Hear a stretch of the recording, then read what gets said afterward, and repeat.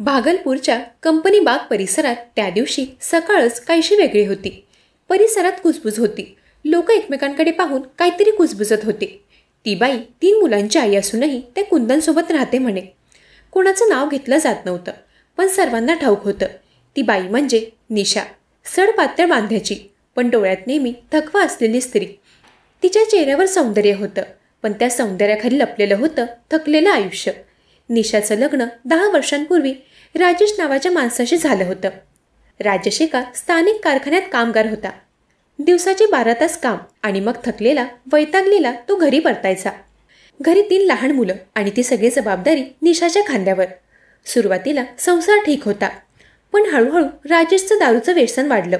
दारूच्या नशेत तो निशावर हात उगारायचा, वाईट शब्द बोलायचा. निशा अनेकदा अंगावर झालेल्या जखमा लपवण्यासाठी लांब बायांचे कपडे घालायची, पण मनावर झालेल्या जखमा त्या लपवणं अशक्य होतं. एका संध्याकाळी ती किराणा आणायला बाहेर गेली होती.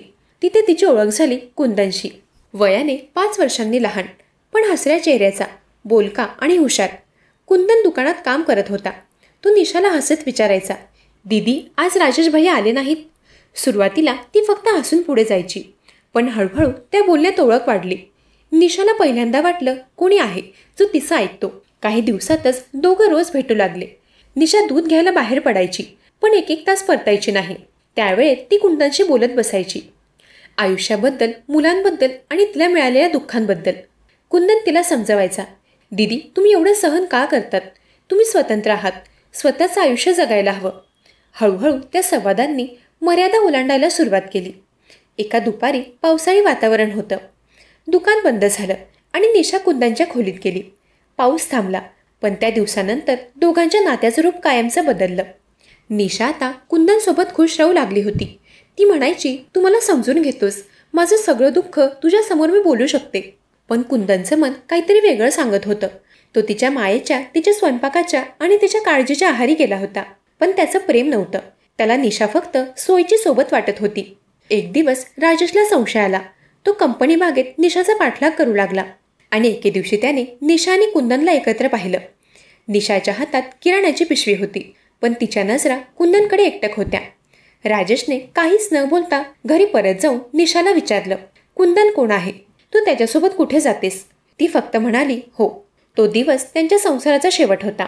राजेशने त्यानंतर घर सोडलं आणि निशा मुलांसह कुंदनकडे राहायला गेली.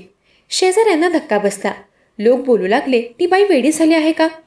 3 मुलांसह एखाद्या तरुणाकडे राहायला गेली. कुंदनलाही लोकांनी विचारलं, लग्न कधी करणार?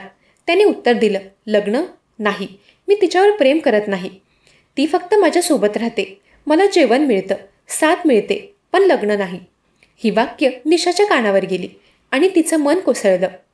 ती रडत म्हणाली, कुंदन तू असं कसं म्हणू शकतोस?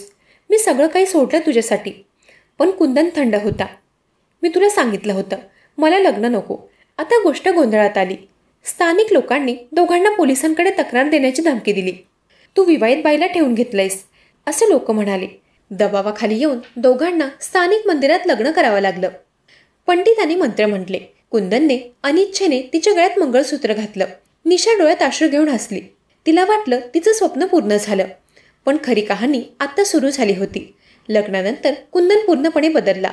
तो रोज रागात राहू लागला. माझं आयुष्य तू उद्ध्वस्त केलंस, असं तो म्हणायचा. निशा त्याला शांत करायची, त्याचं आवडतं जेवण बनवायची, पण कुंदन दूर जात गेला. मुलांना तो नावडू लागला.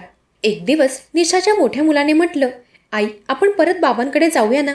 निशा काहीच बोलली नाही. हळूहळू घरात वाद वाढले. कुंदन तिला ओरडायचा, मी कधीच तुझ्यावर प्रेम केलं नाही. निशा प्रत्येक रात्री रडत झोपायची. एका रात्री कुंदन घर सोडून गेला. कुणालाच माहीत नव्हतं तो कुठे गेला. निशा 3 मुलांसह एकटी राहिली. काही दिवसांनी लोकांना समजलं की कुंदन दुसऱ्या शहरात गेला आहे, एका नवीन महिलेसोबत. भागलपूर पुन्हा गप झालं. लोक म्हणाले ती चुकली, पण काहींनी म्हटलं कदाचित ती फसली. महिने उलटले. एक दिवस कुंदनला पोलिसांनी अटक केली, कारण त्याच्यावर निशाच्या पैशांची फसवणूक केल्याचा आरोप होता. निशाने त्याच्यावर विश्वास ठेवून तिच्या नवऱ्याने जमा केलेले 10,000 रुपये त्याला दिले होते. आपण छोटं दुकान सुरू करूया, असं म्हणून तो पैसे घेऊन गायब झाला होता. त्या कंपनी बागेत उभी होती, जिथे सगळं सुरू झालं होतं. तिच्या डोळ्यात ना राग होता ना आशा.